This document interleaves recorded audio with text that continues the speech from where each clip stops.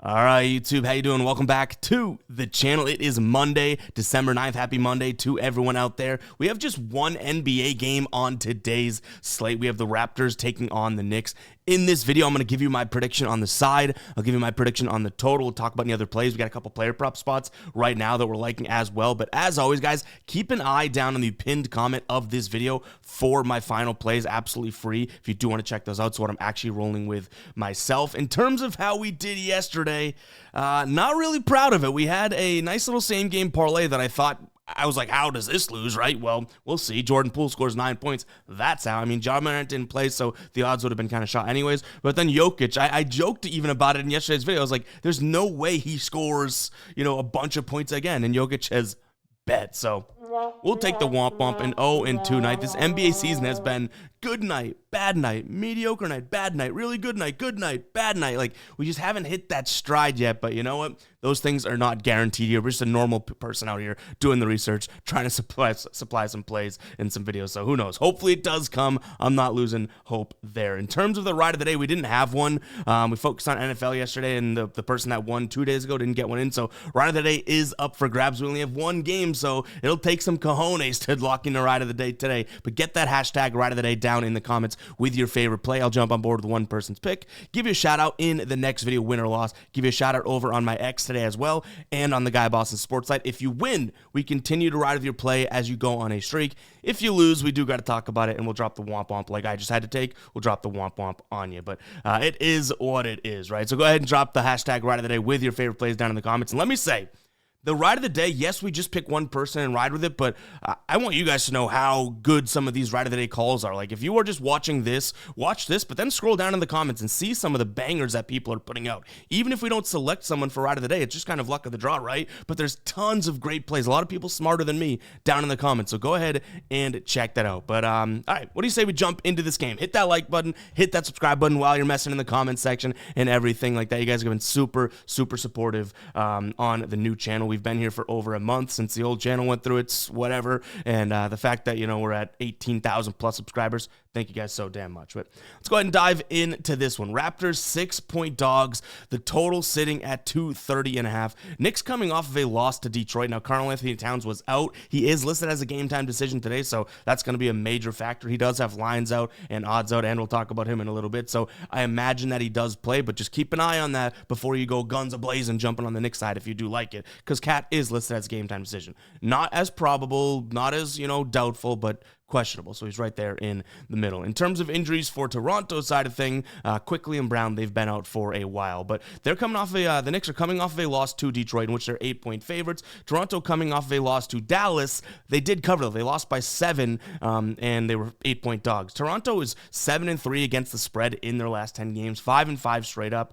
The Knicks, though, playing better basketball, 7-3 straight up, 6-4 against the spread. They're playing faster, too, like as a team that played slow. They've hit 7 overs in their last 10 games. So I think that's worth noting when you face a team like Toronto, who has definitely been up and down in terms of pace, depending on when you get them in the year. Right now, last 10 games, 9th fastest team in the entire league. So where do we go from a side perspective in this one? I do think that this is most likely if Karl Anthony Towns plays a Knicks spot. I understand the Toronto side, like how they've been playing, how they've been covering, and they're the home team. I do get that. I just don't think 6 points is enough, and I imagine, I was just about to say, I imagine there's going to be some 5.5s out there today as well, which there is. So I do like the Knicks, especially if you can snag it at 5.5. The reason being is that this Toronto team loves to shoot from the inside. In fact, we can show you versus just tell you with the dashboard we have here, right? So Toronto loves to shoot from the inside. 6th most field goal attempts per game over the last 10 from the restricted area. And you can see New York over here. So Toronto, on the season, 3rd most points in the paint. That's what this indicates, right? New York has gotten a lot better. 8th fewest points allowed in the paint overall. So if Toronto's going to try and score in the paint, in New York's defense, that is kind of coming along, right? On the season, kind of middle of the pack, but in the last 3, the 9th best defensive efficiency. A New York defense that is coming along, and where they're coming along is stopping points in the paint, kind of takes away Toronto's superpower or best ability to me, right? So now all of a sudden, I think it's tough for Toronto to score. score, and throw in the fact that you have the Knicks and you have Towns, Jalen Brunson, Mikal Bridges. Like, I think they have a little bit more firepower in terms of offense. If this thing gets going, which it is set at a total of 230.5, I've seen a 231 out there as well. There is expected to be some points in here. I think the Knicks get off to the races, and they do go out there and score more points than Toronto, because I don't think it's going to be an all-out defensive affair, but where the defense matters in terms of shooting zones, I do think that the Knicks kind of have an upper edge there. The Knicks do like to shoot a decent amount of threes, not a crazy amount. Even if we look at their shot chart here, in terms of frequency, you can see they're well balanced. They do shoot a lot of corner threes, but Toronto is really just restricted area or corner threes overall, which makes a lot of sense when you think about Toronto, right? If they get into the hoop and they don't have it there, what do? Kick it to the corner, which that'll come up in a player prop in a little bit. But overall, I don't see any weakness in terms of, okay, well, the Knicks, 12th most points in the paint, right? Against Toronto's 21st. They should be able to score there. Okay, well, they're the 11th most points from three this season, right? Toronto just middle of the pack at 14th. So I don't see any defensive upside here for Toronto, which again leads me to that Knicks side of things. In terms of what I like from a total perspective, I came into this thinking, okay, well, the Knicks are going to slow things down and probably make it, tough for Toronto to score and whatnot, but that number is 231.5. Like, I would expect this to come in and be around like 225 or something. So I think that there is a little bit of credence to the over here. Now, last time these two teams played, which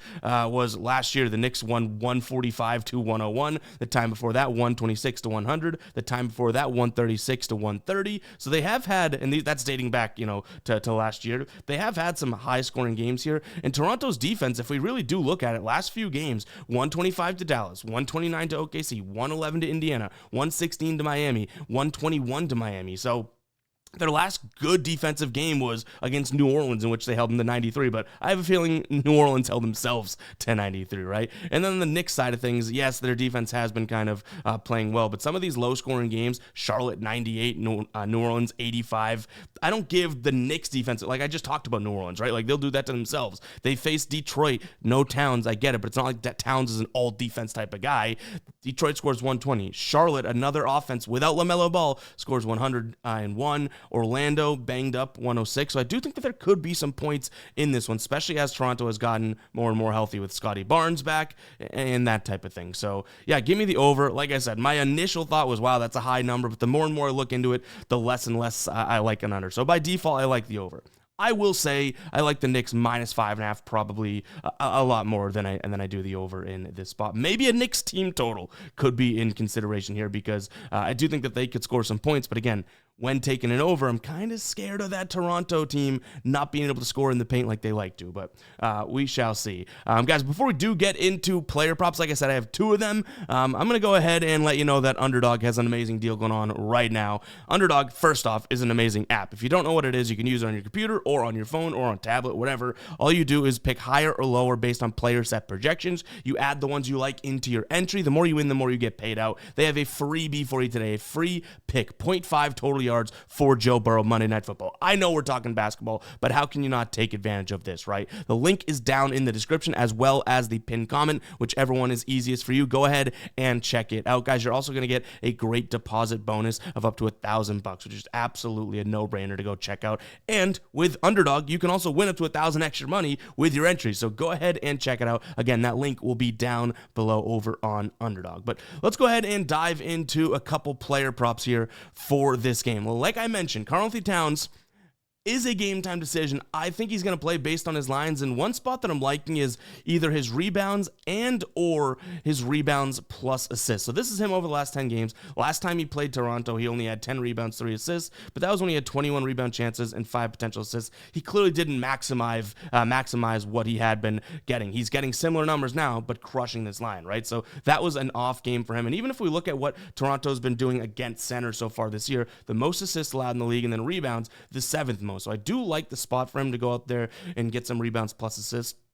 I kind of kicked around the idea of points plus assists as well, just given the fact that, he might be able to get to, if he goes out there and scores 25 points, only a few assists come kicking in, and then all of a sudden he's good to go. Points, rebounds plus assists, 39.5. So I do like Karl Anthony Towns in this spot, but I think the one I go to for plus 100 odds might just be his rebounds plus assists. So in his last 10 games here, obviously he's been crushing it, 20.5 rebound chances. So those are rebound chances chances. He doesn't actually get all those, but usually a good rule of thumb is to say you get 50% of those, right? So we're looking at 10 assists from him, and this is like a floor, right? And then potential assists, 5, so he should be getting around 2 or 3 assists. So all of a sudden, we have a floor of 13 rebounds plus assists from Karl Anthony Towns. He gets 1 more assist, it's going to do really good for us. He gets a couple extra rebounds, that's going to do really good for us. So I do think having the sort of the floor of the volume here is a good sign for Karl Anthony Towns. So I like him in multiple ways. I don't mind his points, I don't mind his PRA, but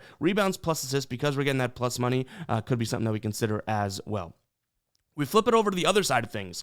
Here we have Grady Dick, over 2.5 3-pointers made for plus 108. So both player props we like today are plus money. Have we been as hot as we'd like to be in the NBA? Not so much. Should we be taking these plus money plays? Who knows? You know what? I like a plus sign next to the odds, but we need to get things going. But either way, Grady Dick does lead the team in 3-pointers from the corner. And if we look at our dashboard here, right? Where do you see the Knicks defensively last 10 games struggle? 48.8% from the right corner, 45.3% from the right corner. Toronto shoots a lot of those corner threes. Like I mentioned, they get into the paint and kick it out. And who is there taking more corner threes than anyone on the team over the last 10 games? Grady Dick, 2.8 corner threes taken per game. He's also going to take a ton of above the break threes, which could help us as well, because obviously the Knicks struggle at covering the perimeter. So I really do think Grady Dick, being in a situation like this for plus money, he can easily make 3 threes if he has the attempts. But look at these last 3, 9, 8, 14. Like, I do think he should have the attempts. When he's last played the Knicks, 6 shots. So I don't mind him out there. Obviously that's shooting 50%, but both of those were last season. This year he's shooting a little bit more. He's shooting 7.3 attempts from 3. So he's getting more volume and everything like that. So I do like the spot. 7.4 attempts over the last 10, over the last 5, 8.2. So he's shooting more and more as he goes. So I like Grady Dick in this spot. I think that he's going to be the guy that the Knicks don't necessarily sit there and say, hey, we got to make sure Grady Dick doesn't, get the ball and shoot and all that. They're going to be more concerned with Barnes and RJ Barrett and Jakob Poeltl. And Grady Dick's going to be sitting there in the corner. Bang. Hopefully. But that is going to wrap it up for what we're rolling with in today's video. Again, everything we just talked about is what I like and value that I see. In terms of what we roll with ourselves, this is just one game. We're not going to force anything. So make sure to keep an eye on the pinned comment for our final plays, aka what we track towards the record and everything like that.